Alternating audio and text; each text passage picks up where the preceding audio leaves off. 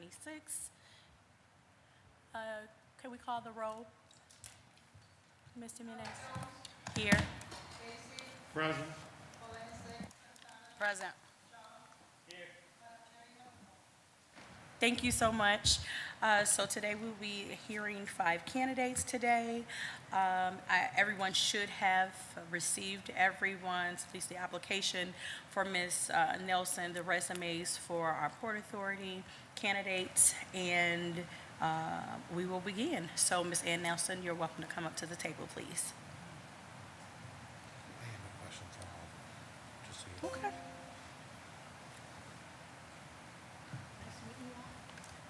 If you could just pull the mic to yourself and press it, the green button, and just bring it forward to, yep, just press it.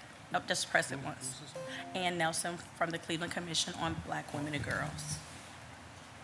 So Ms. Nelson, as you are getting yourself settled, if you could take a time about 2 minutes to introduce yourself to us, and then I will open it up to questions from our committee members. Okay.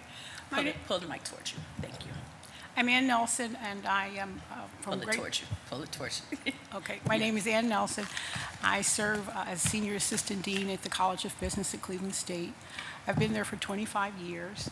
I was raised in the Glenville area in Cleveland by a divorced single mom who fought hard for all 4 of her daughters to be educated. And I saw this opportunity. Like this. Yeah, so we can. I saw this opportunity, I think almost less than a year ago, and I've served students and helped people for the last 25 years through my personal work in education. But as an African American female, it really resonated when I saw the call and the need. And I know there is still so much work to be done to help young and women of people of color grow and feel more comfortable with themselves. And I feel I have a lot to be able to offer to this committee, and so I decided to take a chance. I believe in education, but I believe in all types of education. I work in higher education, but we actually really need more people going into the trades. And so if someone doesn't want a 4-year degree, I really would love to find a way to support more of those people, because many times when people feel they can't go to a 4-year institution, they feel lost. And so I'm here today to serve. As I said, I grew up in the Glenville area. We moved, I think, when I was 25, and so it really resonates that I could be able to maybe serve this community. Well, thank you so much for that. I will now open it up for questions. Councilman Casey. Thank you, Madam Chairwoman. Madam Chairwoman, to Ms. Nelson, where do you currently reside? I don't want the address. No. Just the city. No, University Heights. Okay, so you're from University Heights. And then what's your biggest achievement been in life? And I'm only asking you that because you had a post where you posted the 9 tough interview questions. And that was one of the questions. So I'm just going through your social media. So I thought I would just ask you that one. Achieving many of the goals as a little girl who dreamed playing with her Barbie on Tacoma Avenue, that I've been able to accomplish many of those things. And it was never about money, because we grew up very poor. And so I probably will die poor. And when I say poor, financially. So it was really never about money the way my mother raised us. So accomplishing many of those goals I used to dream about. Well, you got a heck of a resume, so Oh, thank you. congratulations. Thank you, Madam Chairwoman. Is there anyone else that would like to ask? I have a question. Councilman Polinsek. Thank you, Madam Chairperson and Ms. Nelson. You've indicated to Councilman Casey you reside in University Heights. To the chair, I'm trying to get a better understanding, because I'm becoming more and more concerned about appointing people to represent the city on boards and commission who do not live in the city. And there are some outstanding people we know outside who do not live in the city. But is this commission, it's my understanding this commission is just for the city of Cleveland? This is actually the appointment for someone who works at a university. So this is part of the thing is the appointment that she is filling, Ms. Nelson, is someone has to work at a university. And these were the candidates that I put forth. She Okay. works at Cleveland State University. So the appointing entity, recommending any, was this city council or the mayor's office? This is actually the from the commission itself. The commission itself? Yes. Okay. 'Cause this is something I'm wrestling with. On all these, it's becoming, again, I've indicated to me, it's becoming of concern to me on commissions and boards that are supposed to be Cleveland-oriented, but yet folks do not live in the city of Cleveland. So I'm going to have to figure this one out. But you're very talented. I read your resume, your information. But I'm sure you understand where I'm coming from. I'm just concerned about what I'm seeing as a pattern here at City Hall of more and more people being appointed do not live in the city of Cleveland. Can I address your Yeah. concerns? Yes. I see your concern, but Right. here's where I feel personally with my candidacy. Okay. I grew up and lived in the Glenville area, and no matter where I am, no matter my fancy title, I know who I am and I know where I've come from. Also, to serving Cleveland State for the last 25 years, the majority of our students are Clevelanders, and so I work daily with people from all areas in the Cleveland area. And just living in University Heights, you know, one of the things that I often tell people who live in any of our heights, we won't be able to survive without Cleveland. So no matter if I'm living in University Heights now, I understand that we need to serve Cleveland. And so in this role, I'm really excited about being able to serve beyond Cleveland State. And, you know, I actually serve on the WellLink Committee, which used to be the Center of Health Affairs. And our goals and aspirations are really focused on the Cleveland area. And so I really don't think this would be an issue for me, because the reason why I gravitated to this is because I know I could have impact on women or girls in Greater Cleveland who face many of the things I faced being in the community for over, you know, I was from the time until I left at 25. So I really don't think it would be an issue. I understand Yeah. your issues with it, but in working at Cleveland State, which they don't have any criteria, you live in the city, I would say 80% of the students that I've impacted are people who live in Cleveland. Okay. Thank you. Thank you, Madam Chairperson. Councilman Shaw. Thank you. Good morning. Good morning. Thank you to the chair. I appreciate your time here today, Ms. Nelson. And I wanted to just, I think two questions I wanted to ask was, one question I've been consistent asking all of our candidates so far, nominees so far, has been if you can explain or talk a little bit about one time in your past where you stood up to authority or challenged authority, and how you plan on bringing that experience to your work with the commission. Because, yeah, I would love to hear that. Well, when you work in higher education, when I decided I wanted to go into this particular discipline, I had no one around me who worked in this. And I decided I didn't actually want to be a faculty member. I wanted to be administrator. And there's not many people, even today at Cleveland State. I'm the only African-American senior assistant dean. 90% of my meetings, no one looked like me. And so it's strange you asked that question. I was raised by a very firm, strong, but caring mom who told us to learn how to speak up. And so my nickname at CSU is Rebel, because I often ask tough questions, no matter if it's the president or the provost or even our own dean. Because one of the reasons why I do ask questions of people in power, I don't want to get emotional, but when I chose this discipline, I truly wanted to find a way to help young people or returning people to any kind of education find their path for a better way of life, but also to feel good about themselves and what they want to study. And so even though I have this fancy title and I'm an administrator, I still see myself as a servant to students. And many times when I do ask questions for people in authority, it's because I see that they're not focused on the student. I tell people this all the time. working in higher education, we are not creating widgets on a line for GM. These are people's lives. And so often when I speak for students and I see that things are happening. Because when you get into roles like I am, it's very easy to just see as the next rule to pass, the next bill, trying to find a way if we're in a financial bind, and you're not focused on the people there. And so as much work as I have on my plate, I actually still meet with students. I have a meeting with a student tonight at 6 o'clock because that keeps me grounded of why we're doing this work. And so it leads to me often speaking up to people of authority, but often I also have recommendations, not to denigrate. Have you thought about it doing it this way? I appreciate that, and thank you for elaborating. And as you can imagine, you know, the challenges that this commission is being asked to confront run deep through our society. They're interconnected through our institutions, and it's going to require a strong voice to continue championing the policies that the commission chooses to undertake. And I'm really excited for your experience to be there. Look forward to that.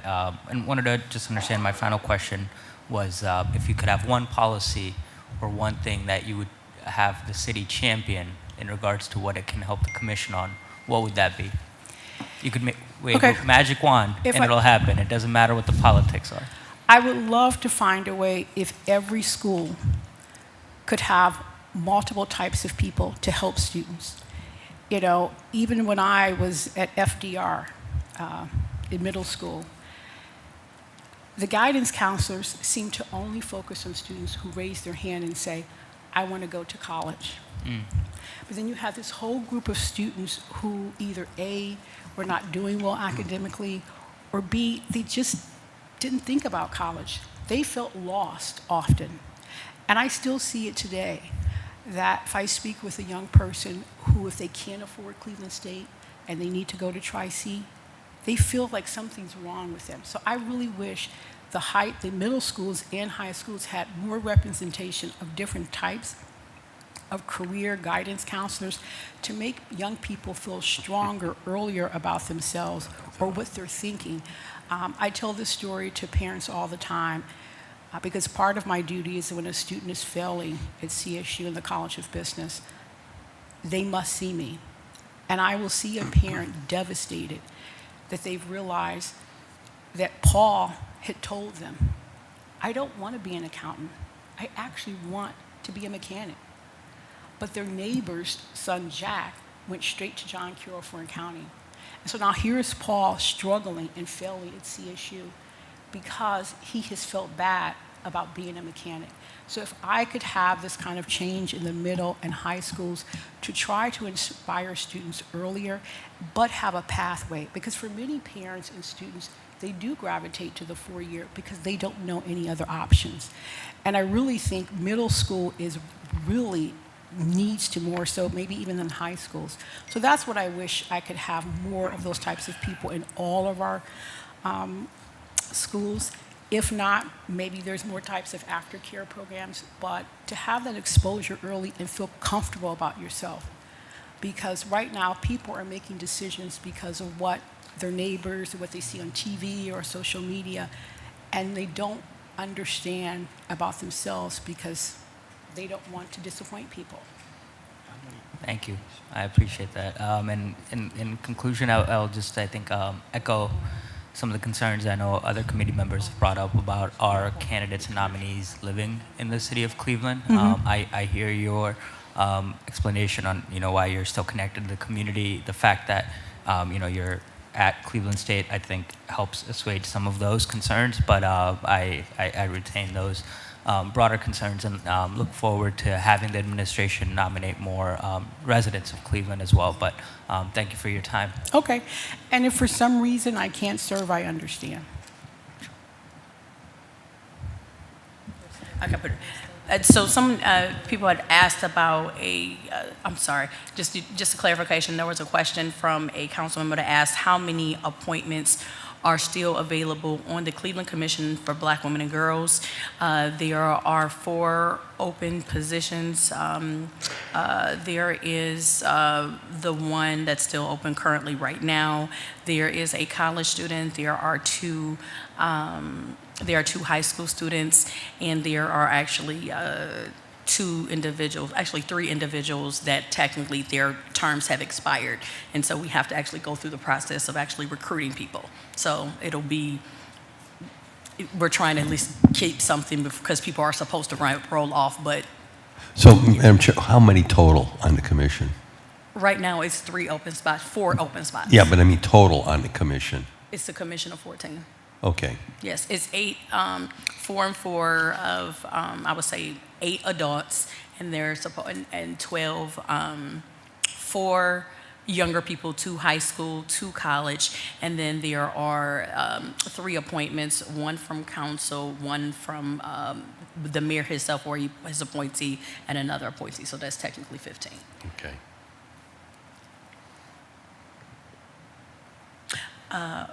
So, Ms. Nelson, I have a question. Based on just your title, do you actually have the time commitment to serve on the Cleveland Commission on Black Women and Girls? Yes, I do. Recently, the college, at my request, hired another person under me to help with my workload. But I wouldn't have filled out the application or put my hat in the ring if I didn't feel like I had the time. I also am hoping, one of the reasons you were interested in my candidacy, because it did have a role for higher education. But again, if I'm elected to serve, I would also be very open to look beyond higher education and just education. Okay.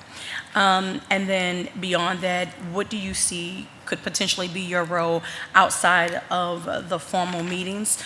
Do you see kind of what your role can be and what type of work you would engage in on behalf of the commission? I would be willing to, subcommittees, if there's volunteer opportunities, which I also too can pull in student organizations at Cleveland State if that's needed. I also would not mind also too helping other women of color who may be in higher education and they're just starting their careers. It's tough. I've often told people it's a contact sport in higher education. It'll be 16 years ago. I'll never forget it. April, 16 years ago, I almost lost my way because I had a person who told me that I did not belong in higher education, that, I needed to move on. And this person was a person of authority. And of course, I found out why, because even though I'm a fair-skinned and I'm an African-American woman, and they were not comfortable with a person of leadership. And I thought I was going to leave and so I would also love to help individuals who are thinking of starting the path of a higher education administration career, because it really is tough and there's not many people in those roles. And so that would be something I would be interested in, if that could be helpful to any person in the greater Cleveland community who are just starting their career. Mm-hmm. All right. Well, thank you so much for Okay. that information. Are there any other questions? And so that's one of the things that I will put forth the committee. We will, in short order, the commission will be putting forth some amendments to the current legislation. As when it was initially put out, there were some specific requirements and criteria we wanted for candidates, and we wanted to, and for council to consider, to just having more general members, half general members versus the titles like union member, faith leader, things of that nature, and just doing half general members and half titles so that we can ensure that we will be able to get pools of people and not just define people to boxes. Without any further questions, would like to just take a vote if for those for consideration of Ms. Ann Nelson for the Cleveland Commission on Black Women and Girls. Yes. Yes. Yes. Yes. All right. Well, I'm sure my time is up. Just one quick story. Representation still matters. I don't care what's going on in this country. I don't care who doesn't want to use the word. But 5 years ago, a Caucasian mother did not want to speak with me because her daughter was interviewing for a scholarship, and they had to meet with me. The end of the story, when her daughter graduated from Cleveland State, I was invited to the graduation party. And the reason why the mother didn't want to speak with me, She told me she had never met an African American because they were from a very small rural town in southern Ohio. And so representation mattered, that after 4 years, she realized we had a lot in common, and I helped her daughter. So thank you so much for your time and all of your service. I see you on TV often. Thank you so much, Ms. Nelson. Congratulations, and we hope to see you tomorrow at the Cleveland Commission on Black Women and Girls meeting. Okay. Tomorrow at 5 o'clock in room 514. Yep, it's on my calendar. Thank you. Okay, thank you so much. All right, so the way that we're going to try to do this next part, I wanted to do 2 and 2, but for one candidate, we will not be able to do that. So at this time, I'm trying to see. Okay, so I'm going to call up Mr. J. Stephen Holmes, as well as Ms. Tellianjay Thomas, if you both can come up together. These are candidates for consideration for the Cleveland-Cuyahoga County Port Authority. As they are making their way to the table, I would like for each of them, if you can take about 2 minutes both, to introduce yourselves to the committee, and then from there, I will open the floor up to ask questions. Good morning to the chairwoman and to the committee. Thank you for the opportunity to address you. Again, my name is Tellianjay Thomas. I am a resident of Cleveland, have been so since 2003 officially, but also as a student in the late 90s, early 2000s. I have the privilege of currently serving on the board of the Port Authority. I've been appointed since 2022, excuse me. With that, I bring a rich background and experience in economic development, community development, public-private partnerships, and have served on a number of appointed boards by the governor as well as the city in different capacities. Beyond my role as a board member, I'm also the current chair of the governance committee for the port. So I provide the leadership to the board and support the staff with our overall governance and compliance, making sure our bylaws are in place, informing the scope and role of the board role, so that as new appointees are being brought forward, that we're having alignment with skills and needs gap to support the port. And in December, I was also nominated to chair the Port Authority's Strategic Planning Committee. So we have recently formed that committee and are undergoing a new strategic plan that will set strategic priorities for the port over the next 5 to 10 years. So we're very excited about that work. Outside of that, I would just say that this has been a very fulfilling appointment. I have a long history of board service. I have tried to show up consistently in my leadership and commitment to the people in the city of Cleveland, and this is just another demonstration of how I bring that commitment and that work and that leadership forward. Thank you. Good morning. I'm Stephen Holmes, lifelong resident of Cleveland, currently in Orange Village, Councilman. But I've had many years of service directly to the city, not only through the port, since 2018, appointed by Mayor Jackson, but also the chairman of the Cleveland Citywide Development Corp, CCDC, where we opine and recommend many TIFs and loans and grants as well to come back to you as council people for approval.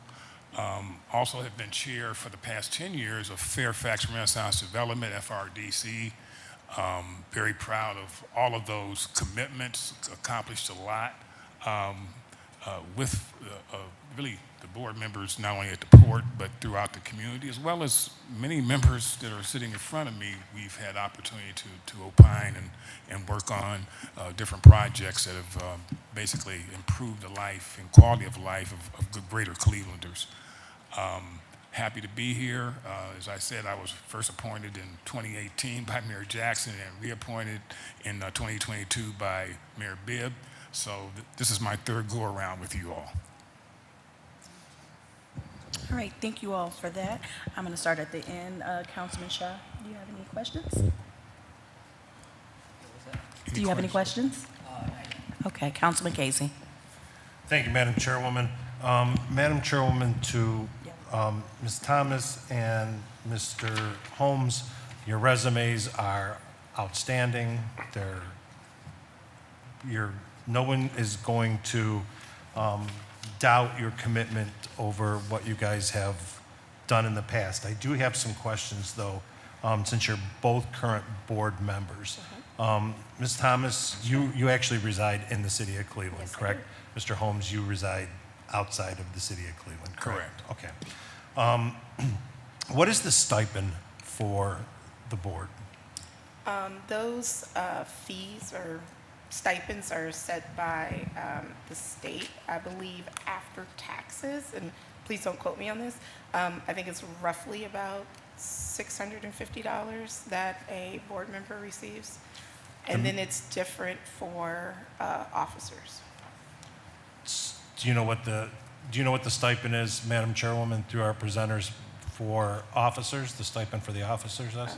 To the councilman, to the committee, no, I do not. I'm not an officer, so I'm not You aware. were an officer, correct? No, I was not. Okay, didn't you say you chaired the Yes, but governance chair? governance does not receive Okay, all right. elevated And then do stipend. we know what the board chair makes? It has changed. I can get that to you. Okay, okay, I was just wondering. But All right. it's less than, just so you know, put some context to it. It's,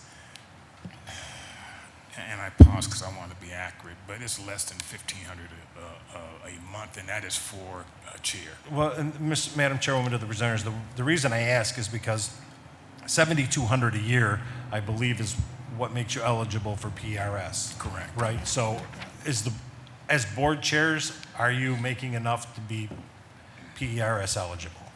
I believe we had an update to Okay. the policy and the rate that made Okay. us au pairs eligible. So, with all due respect, okay, Madam Chairwoman, to the presenters, a little bit of a red flag if you're coming here, you've sat on the board and you don't even know how much the stipend is. I'll just start with that. I mean, No, you should, I respect you that. should, you should know that. I will just acknowledge that in terms of not knowing the exact number is because I don't think about it as a Okay. earned income. Fair enough. I think Fair about it enough. in my Okay. service. Yeah, and I echo that. Okay. That's fair enough. It's clearly not the money that Yeah, we're no doing. All right, I one's understand, been I understand. doing it as a All right, full-time job. Madam Chairwoman, to presenters, in 2018, the board adopted the prevailing wage for any projects that the port was going to help fund or finance or whatever. In 2024, that was voted on to repeal prevailing wage for the Port Authority. I'm asking just a yes or no question. Did you vote to repeal the prevailing wage while you sat as a board member in 2024? So I will go first. I know you asked for a yes or no, but respectfully, I think it's beyond a yes or no question. Context does matter. I was one of the newer board members at that time. We went through an extensive process to assess and evaluate the implications of that 2018 policy on the ability of the port to attract deals and opportunities, to generate revenue, and what the implications were kind of collectively. After that assessment and the data came back to us, the question before us was not a question of if we believe in or are for prevailing wage or not. The question was, what is the right policy to open up and consistent opportunities for the port to drive economic opportunity? And so with the data that we had, with that framing and with that insight, that was the question that was put before us, and I did vote in favor of a evolved policy to ensure that the port can continue to fulfill its mission and provide sustainable employment opportunities. Do you have anything to add, Mr. Holmes? Context is important. To answer your question directly, I voted for it.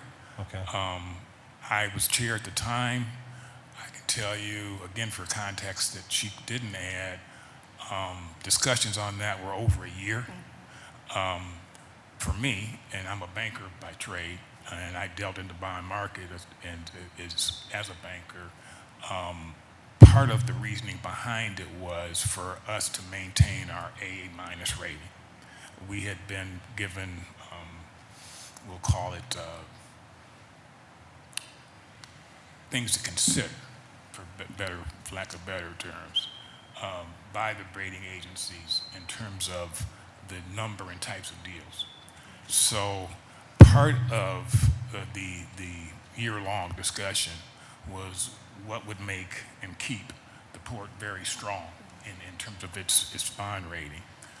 The prevailing wage is something that I didn't necessarily agree with some of the counsel that we had received from folks that had sought financing from the port, but the fact remains that at the time, and I think still today, for port financing in Ohio, the Greater Cleveland Cavalier County Port Authority was the only port that had that as a requirement. So I say all that to say we weren't really playing with an equal and fair deck.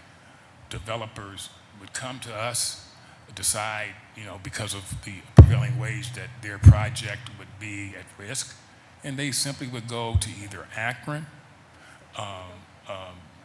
Toledo, or in some cases the state of Ohio itself. So we needed to basically level the playing ground. Not that I agreed with it. All of my family members were union members. We grew up in a union household, so I get it. Being a person of color, I'm very sensitive to equality and wage.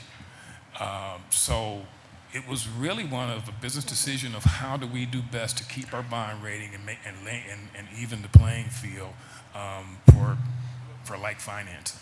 Well, Madam Chairwoman, to our presenters, I can appreciate that, but you know how many times I've sat on council, not agreed with something, but voted my conscience and was the only no vote? A lot, right? That prevailing wage is a major factor for my vote today, right? And I'm going to vote my conscience because I'm for prevailing wages. This council, the city of Cleveland, has done an awful lot to assure equal pay for everybody. And when the port voted to take prevailing wages away, the optics of that is that you're taking the side of big business and big developers over the working class, hardworking, blue collar laborers, right? And I'm just saying. So there's different optics. So the answer to both the questions is yes. That's your answer. Is you voted to get rid of prevailing wage. It's your vote. There's nothing you can do about it. Now, Madam Chairwoman, to the presenters, would you support reinstating the prevailing wage since you both are current board members and you've had since 2024 to do that? Would you support in the future reinstating prevailing wages for any projects that the port finances? Let me say this. I don't know. Okay. It would have to be project specific. It would also have to be something that what is going on in today's marketplace. I will say this, and this was also a consideration of mine. I hear you. I agree with you. I actually feel you. It was a difficult decision. However, in some cases, and I don't want to name them here because I want to be factual to you, would you rather have a project going where you still have 80-85% of the workforce on that particular project making above prevailing wage, or no project at all? Madam Chairwoman, you're on the port. I'm not. Right? I don't have a vote on that. If that project was to come to Cleveland City Council, I can tell you now that I'd be in support of anything prevailing wages. Right? In your situation, I would probably say everybody needs to make a prevailing wage and not 80% of the people making more than a prevailing wage. But maybe we have different philosophical beliefs. No, not really. We're not here to talk about that. We're here about the reappointment. One other topic I want to touch on, Madam Chairwoman, is as current board members, you know that the new project that is going up in Brook Park Road is going to hurt the city of Cleveland. Okay? do you support the port financing any infrastructure projects for the new stadium or the new development in Brook Park? I'll respond first to the chairwoman and to the committee member. You know, I've been following along with the numerous reporting, the opinions, the perspectives. Of course, I have my own personal perspective about the stadium project. Respectfully, as a board member, I have to do the due diligence to see any project that's brought before us and assess the data and the facts and understand that. And then to your point, understand the priorities and the mission of the port and determine how that aligns with my values and conscience and vote accordingly. So absent the fact that there hasn't been a project brought before us or anything for consideration, I would not want to speculate on what I would or would not do because it does require a lot of context, conversation, data, insight, research, and critical thought. But thank you for the question. Ditto. Yeah, honestly, I laugh only because there hasn't been anything brought before us. But Hold on, wait, I'm sorry. Madam Chairwoman, to the thing, I know there hasn't been anything brought before you, but we have to look into the future too for the city of Cleveland, right? And I'm not talking the region, right? Your city of Cleveland appointees, right?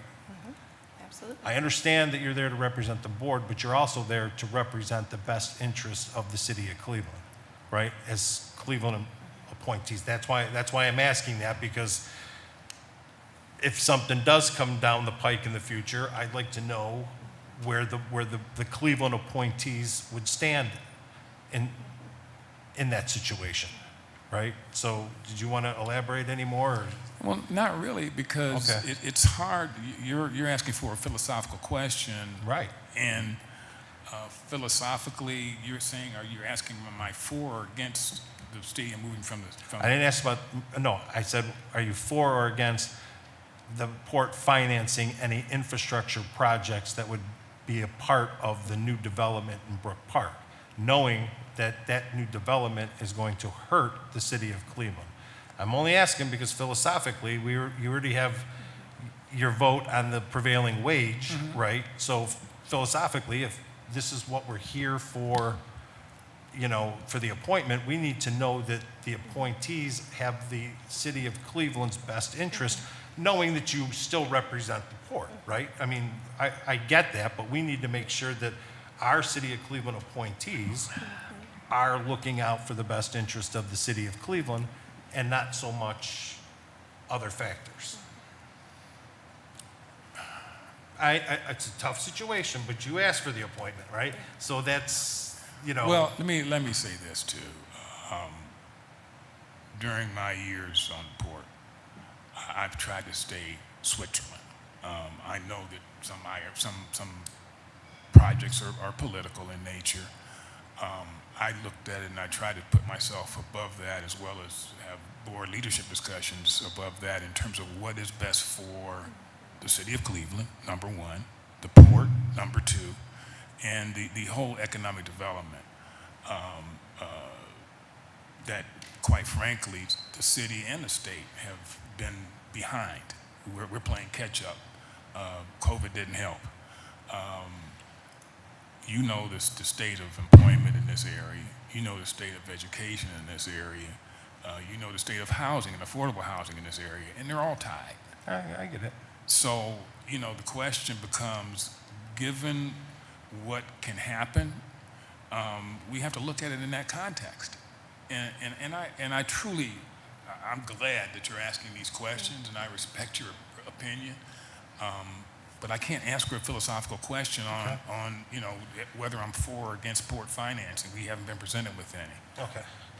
And Madam Chairwoman, going forward, if we could, for people who are reappointed, I'm going to ask for the attendance records of not just you two, No, absolutely. but any member. So how, Madam Chairwoman, how has your attendance been? Happy to speak to that. So as the governance chair, we did an assessment at the end of last year not only to assess skills and priorities of the board members, but also attendance. And I'm pleased to say that if you had like a A to a F rating, all of our board members had attendance of B or higher. Okay, all right. I had 100%. I was that same way. That's, attendance is important to me. We agree. One last question, Madam Chairwoman, to the presenters. Who was the board chair in 2018 and 2024? It was 24 it was myself. Okay. In 18 it was, Do you remember? yeah, I do, Pat Ramsey. Okay, all right. That was All prior right. to my appointment. Thank you very much. Thank you, Madam Chairwoman. All right, thank Thank you. you. Next we have is Councilwoman Santana. Thank you, Madam Chair. Good, is it morning still? I think we. Yeah, it's good afternoon. Afternoon. Okay. So I've had a chance to serve with both of you guys in the community, and I'll start with you, Tilianje. I want to highlight that your resume is impressive, as Councilman Casey said. I won't read it, but I do think that the audience should just know how experienced you are. But one thing about you is that your leadership and dedication and serving the people of the city of Cleveland, ensuring economic development, that's equitable across our city is very impressive. I love your passion. You've been serving our community for over 2 decades, right? And I know you're very young, but I do have a question. Just with your experiences and your background, what type of accomplishments are you hoping to accomplish through the Port Authority? Yes, to the chairwoman and to Councilwoman Santana, thank you for your kind comments and for the question. I'm very excited about what's ahead for the port. Specifically, there's 3 areas that have me energized. As I said, I had the privilege of being nominated by my colleagues to serve as the chair of the Strategic Planning Committee. That is work that I take very seriously. I have decades of experience in doing that for various organizations, and being able to be both a leadership and a thought partner, not only to the CEO, Jeff Epstein, and the staff, but the consulting team that we have secured, Deloitte and Third Space Action Lab. Being able to set the trajectory and the focus of the port's work across maritime, across redevelopment and finance projects and infrastructure is critical and is essential. It is a very complex, but also a very exciting time for the city of Cleveland right now. There is a lot of opportunity in front of us, but it's going to require a lot of alignment, a lot of coordination, a lot of collaboration, and making a lot of tough decisions. And so our ability to get clarity on where we can add the highest value as the port and how we can best deploy our resources and our talent to shape and inform and direct not only where Cleveland is today, but where it wants to be 10, 20, 30 years from now is very exciting. I find that type of work rewarding, and I'm fully committed to show up and support that in my leadership as the chair. Beyond that, there's 2 other things that I'm very excited about. Since the day I joined the board, one of the conversations that was pretty consistent amongst the board was that our financing capabilities, right, is one of the primary reasons why folks seek us to work with the port. And it's one of the kind of very concrete ways that you can see impact in the community. A building goes up, a hotel goes up, fill in the blank. But what we collectively understood and realized is that there still was a gap and a distance between those types of projects and opportunities happening in neighborhoods, right? So not necessarily the suburbs or further regional areas, but in the neighborhoods. So we have been working very diligently with the staff to challenge them and ourselves to think about how we make our financing tools more accessible to support neighborhood level investment and development. So we have some opportunities that we anticipate rolling out this year. I've been a champion of those, a supporter of those, along with my colleagues on the board. So that is another thing that has me very, very excited, but I can't prematurely speak about them. But that is something that we've been committed to. And outside of those 2 things, I would really speak to what's happening at Irishtown Bend and just kind of the environmental impact that we've been able to catalyze with the stabilization of the hill.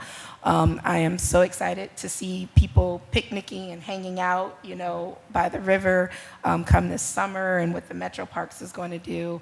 But again, that's just another example of how we can touch people, how we can touch places, how we can touch neighborhoods, and continue to be good champions of the work of the port, but also good stewards of the resources and the assets that the lake provides. Got it, thank you. And you did answer my question. You know, often I hear, you know, the Port Authority, like, they don't invest in neighborhoods, so it's good for me to hear that that's one of your Absolutely. goals. But what would you respond to that? People are saying, you know what, we don't ever see the Port Authority investing in our area. You know, it's either in the suburbs or in downtown Sure. and so forth. You know, I think it's a legitimate comment, and I think, you know, a couple of things play into that. One, the port overall needed to get better at kind of like storytelling and outreach and engagement, and there's been a lot of improvement in that. We have a awesome marketing and communications staff person who has really kind of connected more at the community level. But secondly, also, you know, as board members, we have the opportunity to bring awareness to the port of things that are happening in neighborhoods outside of just some of these large deals. And so I've seen that myself, and others have done that. And so I'm excited in the direction that we're going, and I'm hopeful that those types of opportunities will scale. But legitimate feedback from the public, and it's, you know, our obligation and our responsibility to share the stories, to be able to communicate what's happening, and make sure that we're helping to connect people to opportunities for capital stacks and financing through the through the port. Thank you. And, you know, and through the chair, I would also say, like, I didn't know about the Port Authority and what was their goals until Steph, you know, I met with you and Louis Cartagena, who's up for reappointment, but I had no idea what plans that you guys, you know, had, and how much, you know, you guys do for our city and our county. So maybe improving that relationship with council members would be important. And then my last question, and this will probably be for both of you guys, is like, as the DPS chair, my key priority is to make sure that smaller contractors and developers have real opportunity to compete and benefit from development in our city. Steph, I know we've talked about this, but I'm curious to know, what are your thoughts about that? Well, I think it's, and again, it's a conversation that was not really private. It's basically, where do we want to go? I've tried to see my role as connecting the dots. I've sat on bank loan committees. I've sat on bank reorganization committees. I've sat on City of Cleveland, different committees as an advisor. And if there's one thing that we've been missing, and there's a few of them, but there's one thing critical that we've been missing are opportunities for minority contractors, black, brown, as well as female contractors, to take part in whatever we're doing, you know, for the city. Goes back to your question, half of those folks are not union, but they're still, you know, City of Cleveland residents, and they're employed here. So those are the factors, and again, I get you, but those are the factors we must weigh. So to answer your question specifically, working on ways that the port can actually help, financially help those type of contractors to get going. We're looking at, I don't want to talk out of school because it needs to go in front of the board to be approved, but I know one of the visions that we've had and things that we've talked about is how can we actually provide lines of credit for those businesses, so that if they need equipment, for an example, you know, we could provide that for them to get them started. What can we do in terms of bonding? Because if all of you are familiar with that and the need for that in a lot of projects, the large, even medium projects, to be a part of being able to basically ensure their work will get done, to the prime contractor. We're looking at ways of doing that. So when you talk about, other than the Browns, philosophically, I'm all for what we can do to support the small business person, with a particular focus on minorities and females. I'm sorry. talking long. I'm looking at you, so I'm, you know. I know. So, to answer your question again specifically, yes, those are important to us. There's discussions and actual presentations and projects and something that we'll be putting forth for the greater community with the goal of, you know, increasing the numbers dramatically. And I'm not talking about a percentage number, because if you're at 1 and you get 2, now you're at 100%. I'm talking about going from 1 to 100 in terms of actual numbers. That's what we're in the process of doing. And that was actually for your question. I mean, thank you, Steph, for answering, but do you want to add on to that? Sure. Do you want to, can you repeat? I just want to. Okay, yeah. So basically, DPS priority is ensuring that smaller contractors and developers have real opportunity to compete and benefit for developments in our city. Yes. So that is also a topic that we have discussed widely on the board too. And I agree that there is an opportunity to open up access. I think it's part education, it's part outreach and exposure, but it's also part reducing barriers to entry. And so just as we're thinking about, you know, the process and what could or could not be barriers for smaller development projects, we can and should use a similar lens to determine what those implications are for contractors. But I think, you know, in my history, I've been a supporter of small business, have sought to help them scale, to be ready to take on larger contracts, to have access to capital to do that type of work, and continue to bring that level of leadership and insight to my role on the board. And so I am glad that that's a priority of yours, and would be happy to support your committee and work with you in any way that I could. Thank you, Tianji. And I will, Stefan, I'm not done with you. So I've had a pleasure of serving alongside with your CCDC board, and I personally know that you are very passionate, very committed to serving our city, even though you do not live in our city. But you have decades of experience in baking, and so what you bring is just a wealth of knowledge. I do want to, as the vice chair, I know this is not specifically about your leadership, but what is the makeup in terms of gender and diversity of the Port Authority? I'd have to think about it, but actually it's a heck of a lot better now than it was ever was in the past. We have Am I able to? Yes. 2 females, correct? No, actually, sorry. As the governance chair, I Thanks. take pride in being able to answer this. So to the chairwoman and to Councilwoman Santana, so we're a 9-member board. Currently, we have 3 females. We have 1, 2, 3, 4 African Americans, 1 Latino, Hispanic, the rest non-minority and majority male. So to my colleague's point, it's better than it's been. However, I am hopeful that it will continue to evolve and represent the city. Got it. Thank you. And then I asked Tianji the same question, but what are, you know, while you were in leadership through the chair, Stefan, what is something that you accomplished that you could be proud of on this board? Well, quite a few things. One was working through the questions of Councilman Casey, which was you know, really important to us, philosophically. But I included on the information that you had some highlights that were accomplished during my time. Irishtown Bend was one. Land assembly was a challenge. If you remember some of the challenges, in fact, some of that's still going on. There's a billboard still standing over there, right there on the corner. But that was a challenge, which then led to the need to fill the loan gap, which was basically $75 million in land grants as well as financing. So we secured that. Also secured a $96 million EPA grant that didn't get a lot of play with the city, and I'm surprised, quite frankly. It was for port infrastructure, electrification. It also went to one of the city's longest standing businesses, Great Lakes Towing, for them to provide electric towboats. All this was basically trying to bridge the gap and change the narrative around you can be a manufacturing city but also lead in terms of environmental protections. We also completed our strategic plan early on in my tenure. It had a maritime focus.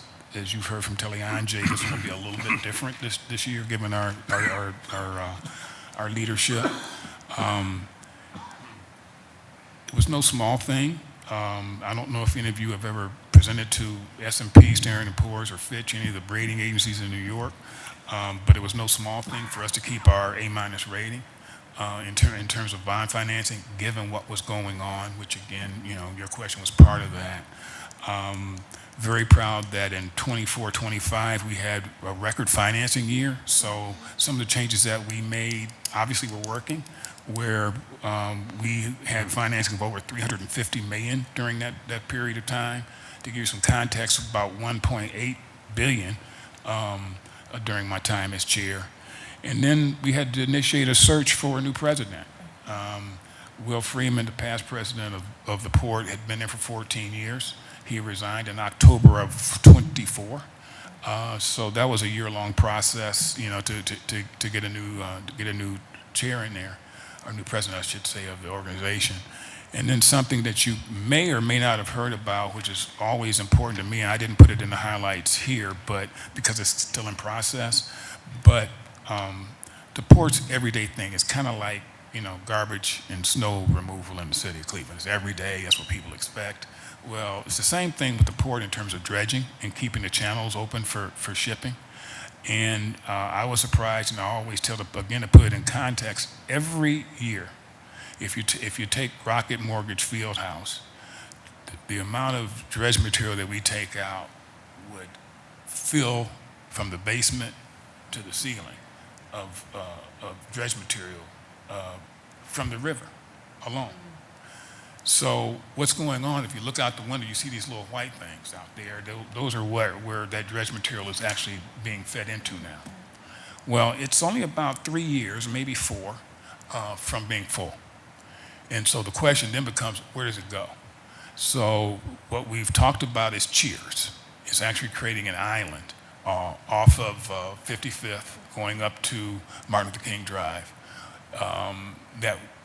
That dredge material will actually create an island that would be not only friendly and environmentally compliant, but it would also give another recreational area. Won't happen in my lifetime because that's about 10 or 15 years ago, well, off, I should say, for that part. But for city residents, we have some experience in doing that. Some of you may know, I think Councilman, you may know, that we've done that about 20 years ago, right off of Martin Luther King now in Gordon Park, and that park is now really a national model. So this is not something that's pie in the sky. It's something that we've done before, and it's something that we're going to be creating that I think will get a lot of play in the coming years. Hopefully that answers your question. Want to say something? Okay. Thank you for that. I am in full support of your reappointment, and I would just say your accomplishments have proven your dedication to our city of Cleveland. So thank you for your service. Thank you. Councilman Pawlicki. Thank you, Madam Chairperson, and my honorable colleagues, and to the two representatives that are here. I'm going to follow up along some of the other questions and comments that have been made. First of all, I'm greatly concerned as well about the issue of prevailing wage. It's something that I have felt very strongly about, being a former union member myself. So that has weighed on me very heavily as it pertains to future support for board members. Of the 9 board members who are appointed, how many are the Cleveland appointees? 6. 6? And so who are those 6 that are Cleveland appointees besides both of you? Well, you have 4 of them sitting here today. And then the other 2 would be, well, yes, true, Daryl McNair, whose term is up. And Would it be Ryan? Ryan McCaffrey. McCaffrey. So who's the other one? Daryl who? Daryl McNair. Okay. So those are the other 2, okay, besides the other 2 that are here in the audience. I don't know when this is going to come up for a vote before the entire council, but are you able to put together a list of the projects that you supported, that the board supported in the city of Cleveland? Oh, absolutely. in the last year? In the last year, sure. Yeah, I'd like to see a list of projects that's supported. Part of my own observation is the disconnect that there is with the council, and not just with the Port Authority, but I would say RTA and other outside agencies as well, is that we very seldom, if ever, engage where we can have a discussion as it pertains to issues and concerns that we have. And I would follow up on Councilwoman Santana's comments. I'd say the overwhelming majority of businesses in our city, especially smaller sized business, really don't know what the port does and how the port can benefit them. And so I don't know if you have any flyers, brochures, whatever information you have that we could disseminate in our communities to the various businesses to see how the port could benefit them. We're in tough times in the city of Cleveland. I don't have to tell you. As I've commented, I'm tired of looking at Cleveland on the top of a very negative list and at the bottom of a very positive list.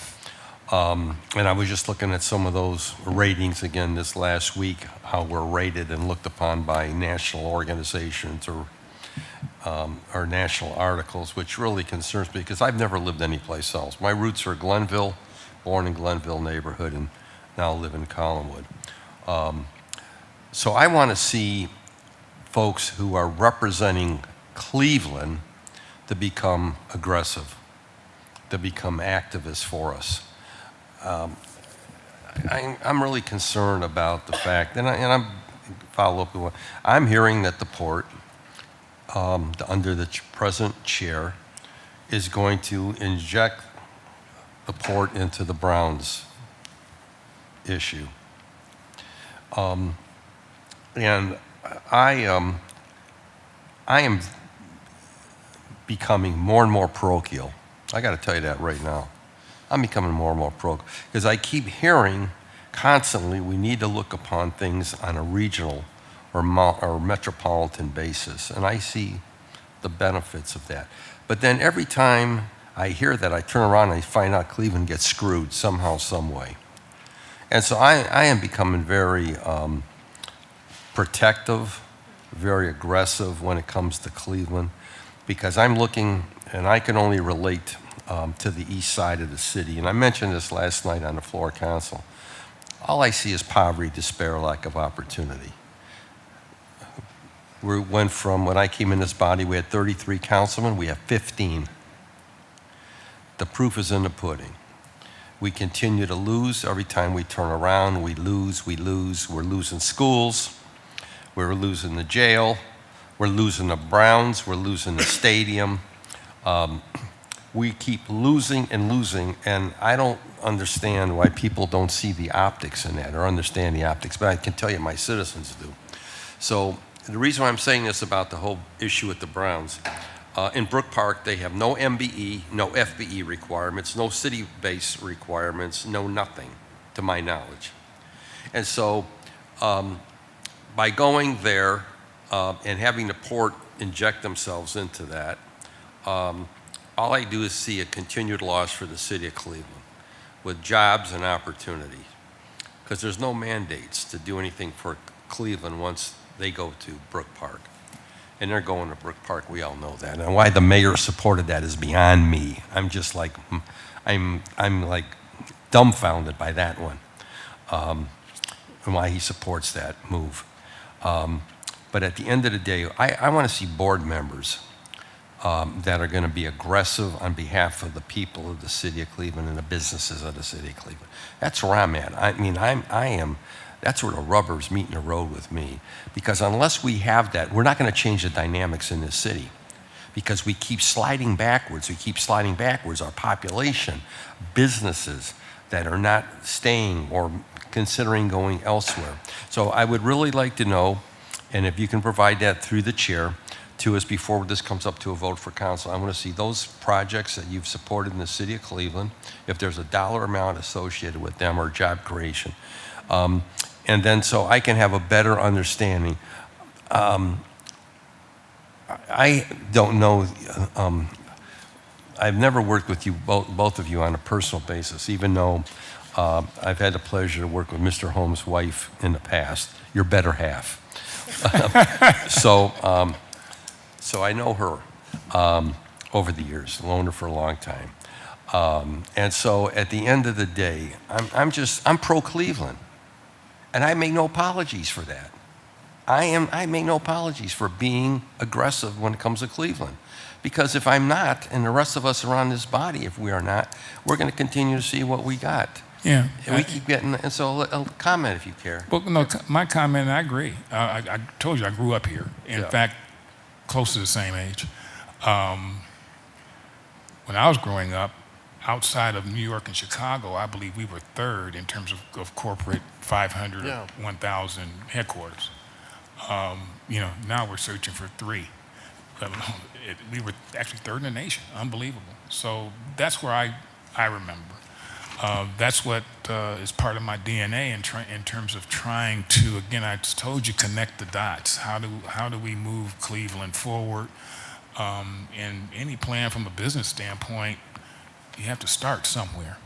And part of it was stabilization. And I think that the port has played a good role in stabilizing Okay. where we're at. I think you'll see from the numbers, and I'm pretty confident that you will be impressed with the numbers of projects that we have done in the city over the last year or two.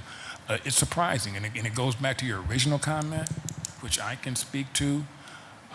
We've always been open to talking to members of council. You all are awful busy.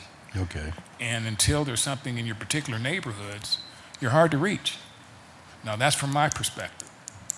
But I can tell you that I'm always willing to talk to any Okay. member of council. I'm talking about specific, projects.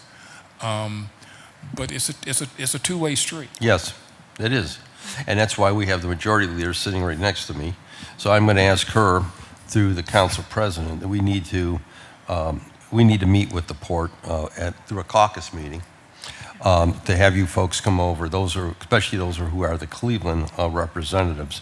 So we can have a better engagement and understanding as to what your priorities are, what your concerns are, what ours are. And then again, if there's any brochures, pamphlets, documents, I've got 21 neighborhood groups. That's not counting the business groups that I deal with in my ward. I'd love to be able to pass something on and say, hey, if you're a small business and you're interested in expansion or doing this here, there's no guarantee you get anything, but here, check this out. Well, check these there's programs something out. that we've done that we both haven't talked about, and Yeah. you probably will hear from some candidates coming up. Okay. But we've actually had some reach out. They're port-led contracts. Yeah. So we've had Okay. at least 2 or 3. I'm sure Glenn, as others, can give me the exact number. But we've had sessions where we say these are the current and upcoming contract opportunities. Right. If you have this type of business, you're welcome to bid on it. Okay. So there are things that we've done. Okay. Publicizing it may be one thing, but there are things that we've actually done. But, and just to wrap it up, Madam Chairman, the challenge that a lot of us have in the city is many of our businesses, I don't want to refer to them as mom and pop type businesses, but they're family owned.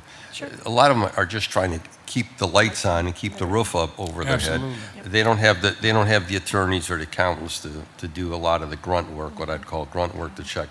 So the things that you can provide to us that we can pass out. I tell this all the time, about 1/3 of the folks, if not more, that I'm dealing with in my own ward, they don't have a computer. They don't have a smartphone. When I have my neighborhood meetings, I do mail. I do direct mail, because that's the way they get notified. If I didn't do that, they'd have no way. So dealing in the city, I will tell you, especially that from my perspective on the east side of the city, I've had to do things differently than maybe some of my colleagues do. So I just said, whatever you can provide to us, but that information would be critical, Madam Chairperson, before we take the vote on the floor of this. I want to be supporting people who are pro-Cleveland and are representing our best interests. That's my thing. I want to have people that are representing our best interests. So I'll leave it at that, Madam Chairperson. I hope to get that information before this comes up before the vote on the floor. Thank you. Thank you for that. Next we'll have is Councilman Shaw. Thank you to the chair. Thank you to our nominees. Appreciate your time being here. I am, I think, the newest council Yeah. member, so Congratulations. thank you, and I appreciate your patience as I move through some of my questions, and listening to my colleagues always helps me. So I didn't want to go first. So you'll forgive me if I just ask, some more basic questions, so I have a better understanding of not only what the board does, but also how you envision your role and what you're there to do, if you'll bear with me. So I think I wanted to just start out with understanding, in your own words, what is the port's role? You want to go first? Sure. To the chairwoman and to Councilman Shaw, again, congratulations.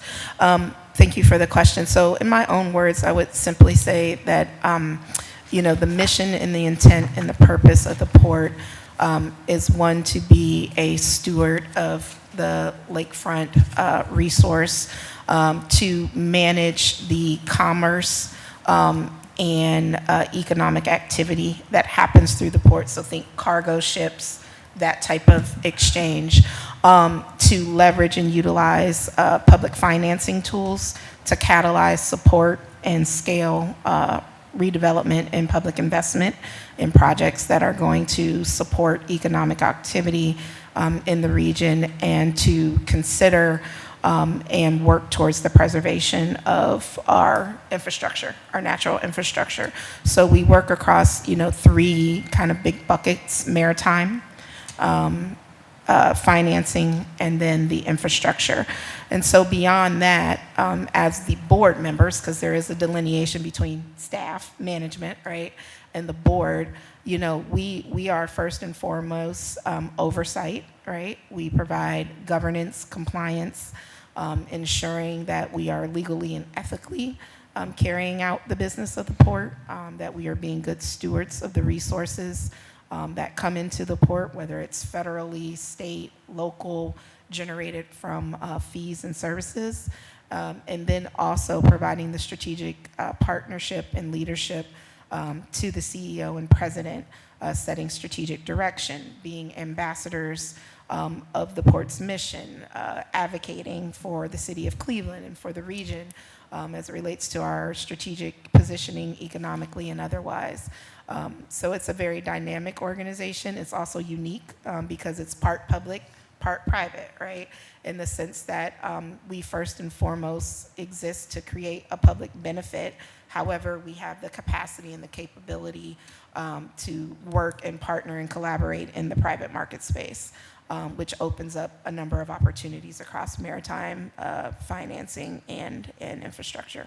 So that's what I would share in my own words. Thank you for the question. And I don't know if you wanted to add anything She's else. very Mr. good. I Holmes. have nothing really to add with that. Fair enough. But the only comment would be, and we haven't talked about it much, was what does the port do? We've talked about financing and the opportunities, but I think we overlooked the number of jobs that are already there. And the job of, we're one of the few active ports on the Great Lakes. I believe we're ranked number 2. It's hard to get to 1. But Is that Toronto? Pardon me? Is that Toronto? St. Paul, Minnesota, because they have a lot of the minerals that are being shipped down, and some grains. Okay. But we're the first port coming in from Europe through the St. Lawrence Seaway. So maritime focus is something that is very important to the economy of Cleveland specifically. There's a number of programs that we sponsored too. One was with, I think they're called the Argonauts. It's with the Davis School here, where you talk about, education translating and evolving into jobs. We've done it. We were one of the first 5, 6, 7 years ago maybe to sponsor that program, where now we have a track record of actually having high school students graduating from high school that have basically are now seamen when they graduate. Seaman jobs, is so you know, again, in context, are someplace between, and I'll get corrected back there if I'm wrong, but it's between $55,000 and $70,000 a year to start off. Unbelievable in terms of what that does in terms of opportunity and vision. Because as you know, people that are those folks that are like age, I'm gonna call them kids, they talk. And so this is a viable option for them to make real money and to get real jobs. So that from the maritime focus, that's just part of what we've done. But I don't want to lose focus on what gets done every single day out there in terms of our maritime activities. I appreciate both of your guys' thoughtful responses. Thank you, Councilman Casey. Sorry about that. I wanted to ask just a follow-up question. How many jobs are supported through the port right now, not counting the students at the port itself? Yes, so we, of course, put out an annual report. I believe for 2025, it was approximately 27,000 jobs and about $7 billion in economic activity that's supported through the operations of the port. Wow, so 27,000 people work there? No, we support 27,000 jobs from activity that comes there. Through the port. We're actually small but mighty. We have less than 100 people working at the port. Okay. Yeah, the entity, but there's 27,000. I was about to say, I didn't know we had that many over there. No. Okay. I think you guys are still one of the biggest employers. Fair enough. I was gonna, thank you. And then one of my other follow-ups, I think, to Ms. Holmes or Ms. Thomas was you mentioned the public benefit that you work towards. Is there any requirement under the bylaws or the rules that the port operates with that requires you to have public-private partnerships when you're financing things, or is it possible for the port to finance straight-up public projects? I want to make sure I understand the question to the chairwoman. Back to you. So are you asking, are there any specific like statutes that say when we participate in a finance deal that it has to be a capital stack of like multiple financing institutes, or can we solely finance a deal? Is that what I heard? That is a great question. To my knowledge, I think we have flexibility. In my experience of being on this board and in other capacities, generally a capital stack is just that. It's multiple actors that are bringing a portion of the financial need to the table to support the project. So I can't recall any deal that we've done where we've been the sole financer of the project, but I would have to follow up explicitly to see if there's anything in the statute that either limits us or requires us, but nothing's coming to mind at this moment. I'm 99.9% sure there's nothing in statute that Okay. but it's just the type of deals that come to us. We typically are not alone, Sure. nor do we want to be. Right. We want to be partners, usually fill the gaps, add value. So, we're looking at other government entities as well as private banks and investment companies to also participate in the types of projects we did, but we're not limited by statute. Okay. No, that helps, and I think I want to get back to that point a little bit later on after I go through some of my questions, but thank you for that explanation. I wanted to understand, you've talked about some of the difficult decisions you have to make when you're picking where to invest, how to invest, what are the projects that you push through, and I can understand, you have limited resources, there's a lot of need, as my other colleagues have already mentioned. I wanted to understand, both of you, personally, what is your philosophy that guides your decision-making? What's driving kind of that vision of where we're going and where the port should be? Sure. To the chairwoman, to Councilman Shaw, thank you for the question. I didn't have the opportunity to comment after Councilman Polinsik had spoke, but I just want to, fully acknowledge and appreciate not only your sincerity and your passion for Cleveland, but just the doggedness about being Cleveland first, for lack of a better word. I am not originally from Cleveland. I'm a small town girl, Stark County, Alliance, Ohio. But when I came to Cleveland, Cleveland became a place that I chose to make home. And I've really tried to show up with a Cleveland first heart and orientation. I think my work record and track record has shown that, my service has shown that, and I'm old enough to remember when there were 21 council members and have lived through the transition of that in terms of neighborhoods, population, and was also part of, the generation that was being courted away from Cleveland, but still chose to stay here, to work here, to invest here, to buy a home here, to serve here. And so, you know, my philosophy is that you show up for the communities that you're part of. And I have been very fortunate to be able to build really deep roots in Cleveland, and so I do call it a second home. Now, I will always acknowledge my hometown and where I'm from, but Cleveland is home. And so I'm not an affiliate to Cleveland, I am rooted in Cleveland. And so for me, being connected to and understanding the challenges, the experiences, the needs, the gaps in communities, in neighbors, real people, real lives, is essential. And so when I sit in a seat at a table, I'm not just there as Teleange, it's a representation of all of that information and stories and data points. And so philosophically for me, yes, I do believe in a kind of Cleveland first perspective in understanding what is the highest value and benefit and opportunity that Cleveland can receive from decisions. I have tried to operate in that vein, recognizing that there's a lot of complexity, even to the point of prevailing wage. I remember going on record to share my values. Like, that is by far the board meeting that will forever stay in my memory. There were more than 100 people in the room. People were standing behind us, leaning on the walls, and there was a lot of emotion and concern. There was tension, there was fear, there was confusion.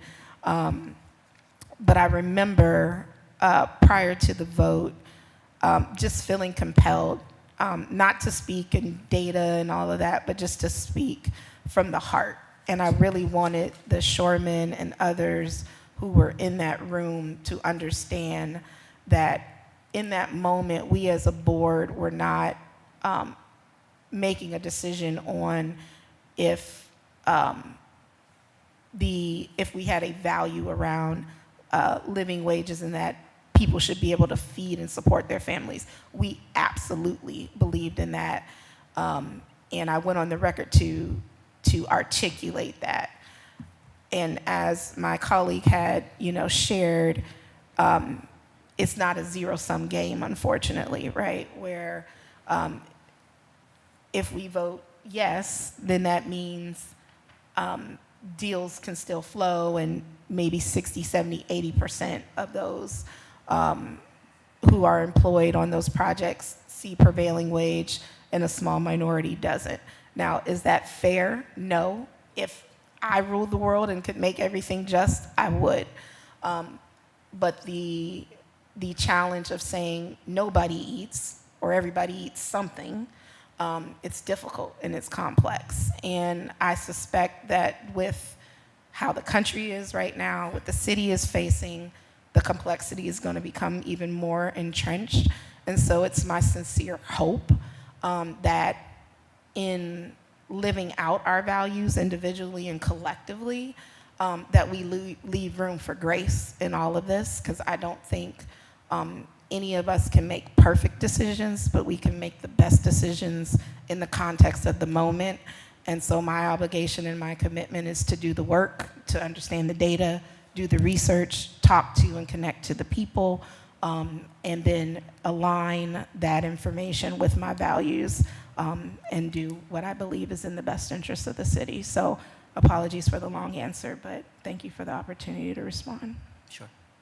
Thank you. Anything else to add, Mr. Holmes? I feel the same way. I mean, I've said it and I'll repeat myself. My grandson sitting out there says I do that. I repeat myself too often. But Cleveland's in my DNA, the short answer. Every decision that I make is based on my familiarity and my, being brought up here in this city.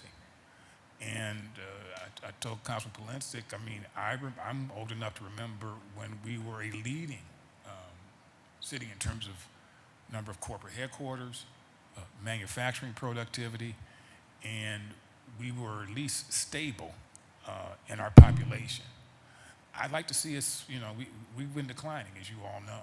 So every decision that I can impact is really made under that lens. How can we at least stabilize where we're at, if not grow? And how can we be fair and equitable across all parties? Part of our problem with poverty is you had years of inequality. Let's face it. And so until you can address that, it's going to be just more of the same. We're further complicated now by federal, I'm not going to say there are laws, but there's certainly direction and rhetoric dismantling the progress we made, from civil rights laws of '64, which I just found out weren't really laws. They were just they were amendments. There was nothing institutionalized. So, we're talking about changing and erasing history. I don't want to be a part of that. I want to, if I'm going to change, and if I'm going to change history, it's really one of standing up and trying to make a life better for all Clevelanders. The East Side versus West Side, I see it diminishing. There, I grew up where you needed a passport to go from East Side to West Side. I see now, because of a lot of factors, you're getting more people that had traditional East Side roots now living in the West Side. Great thing. It's a great thing. I see people that once had the jobs in a lot of our manufacturing plants around the area. I see them transitioning to either medical or things in tech field. So I do see hope, but I want to be a part of that hope. So every decision I make is trying to stabilize and get us back to where we were, during my youth. Thank you. Once again, I appreciate your thoughtfulness and your responses. It helps a lot as I formulate, wanted to understand, in your viewpoints, what is the greatest need that you see in the city of Cleveland? Where should we be leveraging this financing power that the port has? If you could pick, whether it's geographic areas or even if it's I'll sectors go such first as this time. You do such a great job. I was going to bring you every time we have to go somewhere. But if you turn around and look, what do you see? the lake. That's right. Yeah, I get bored a lot, so I'll be looking. But I'm locked in. And if you and that was part of the reason that I still like to be on the port, because I honestly feel that is our greatest resource for a number of reasons. From a scientific standpoint, as human beings, we're 90% water. We cannot live without that. But yet we've really not paid any attention to it. So if you go from the scientific with what we need, it's still one of the 5 largest bodies of fresh water in the entire world. In the world. Have we leveraged that? It's a question mark. I think not. I think we could do better. You talk about what we can do in terms of, you mentioned financing, because, again, that's an important part of what we do, but it was all based upon what we did in terms of maritime, that those dollars started there. We won, as you've heard, an EPA grant that was blessed by Congress and actually got through the new Congress for its distribution and use, but it was partly granted to us for the environmental reasons. How do we stop the pollution of our rivers and lakes and make it livable? So your question was, what do you think is our greatest resource of the port? It's not. What is the greatest need? The need is for somebody to be a steward of our greatest resource. I appreciate that. Thank you. To the chairwoman, to Mr. Shaw, I don't disagree, but I would add, I think stewardship is important. That's another value of mine. But, when I think about needs, I think in the context of basic needs and then opportunity needs. So from a basic needs standpoint, it's affordable housing for me. And because we do have public financing tools, I think there is a lot of opportunity in front of us, especially with some innovation and the process that we're going through to develop a strategic plan. I think to be a partner, a catalyst, a collaborator in ensuring quality, affordable housing in this community for now and into the future. And then when I think about the need of opportunity, specifically, I think people need the confidence, the ability, and a pathway for upward mobility. And because the port is an economic engine, I think it lends itself to multiple pathways for people to access careers, jobs, et cetera, and can find a way up and through that would allow them to not only gain skill, but to also earn wages that sustain themselves and hopefully their families in the future. So that's what I would offer. Thank you again for your thoughtfulness.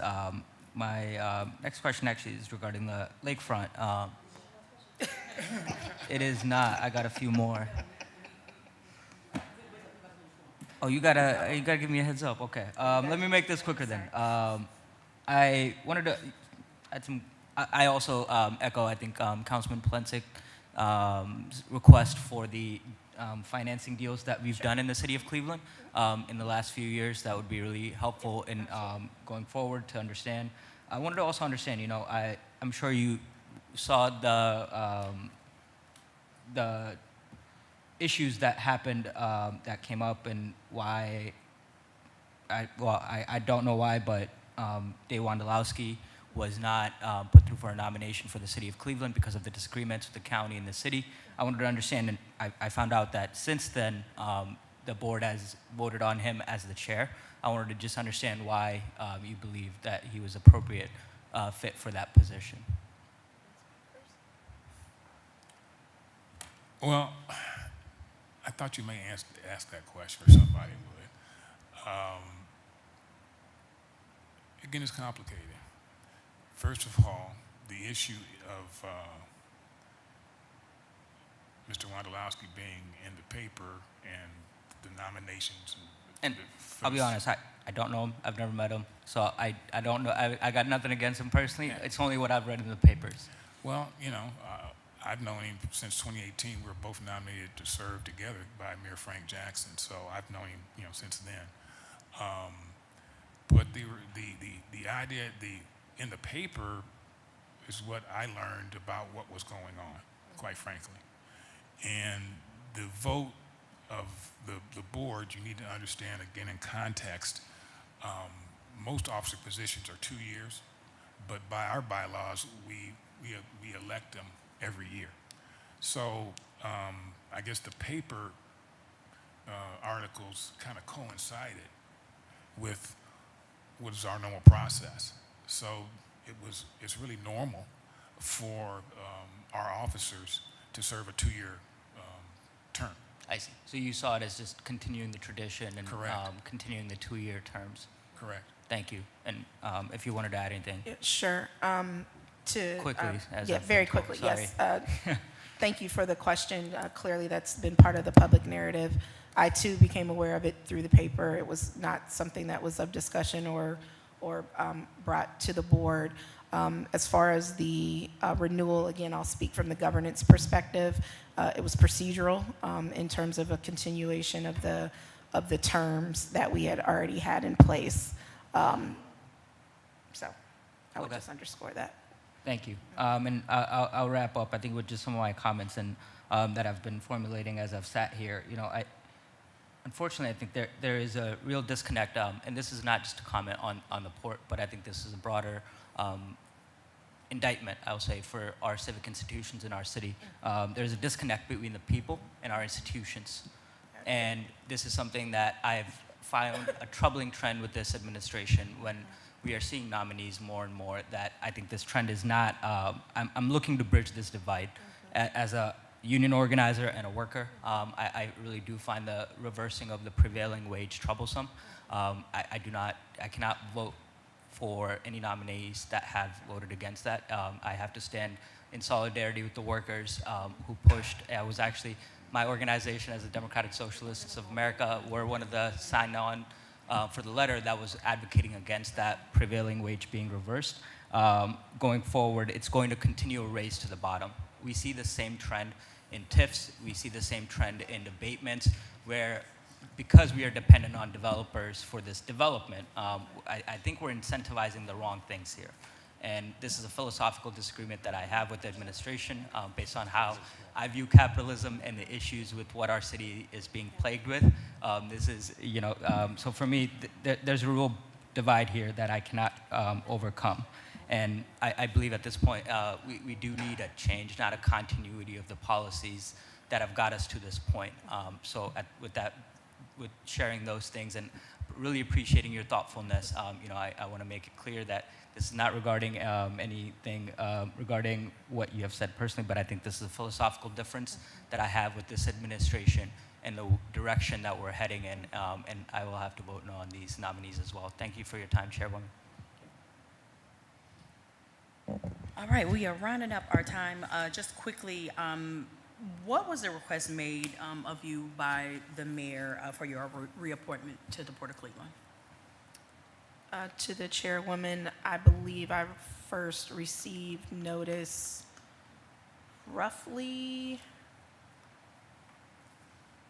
late January, early February. From a governance standpoint, we knew that renewals were coming up. And then I received a phone call late February, early March. So what, just a clarification, was anything requested of you for being reappointed to the board? Can you elaborate on what you mean by requested? So I'm again, sorry. at being a Cleveland representative, was there something requested of you to your serving on this board to do what? Was anything of that nature thank you for the required? no, Or it no. was just, you're going to be reappointed to the board, and that's it?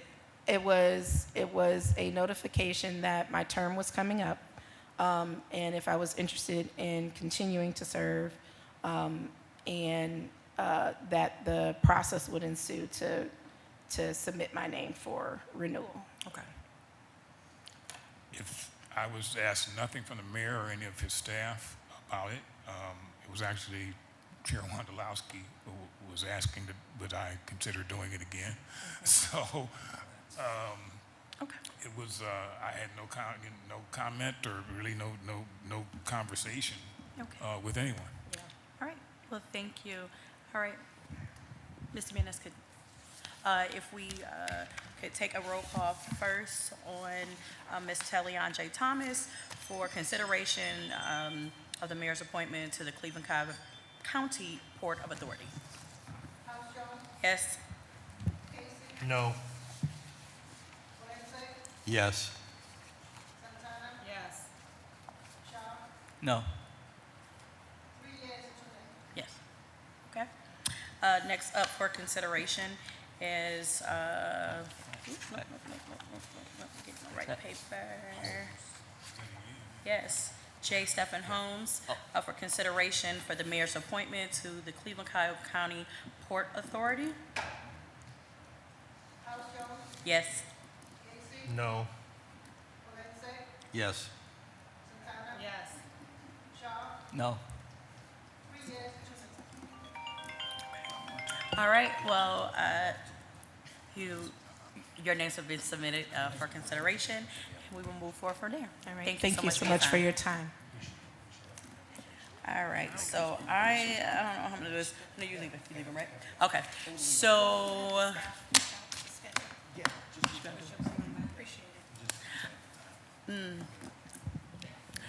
Okay. Yeah, so I am so sorry. Yeah, we about to leave. I'm gonna just say apologies to Mr. Shoemate and Mr. Cartagena. We are about to lose quorum, and so we are going to reschedule you at a time to be determined, okay? I apologize, and sincerely, it went a little bit, and then we'll go from there, okay? Thank you. The Mayor's Appointment Committee is now adjourned. We're going to have to send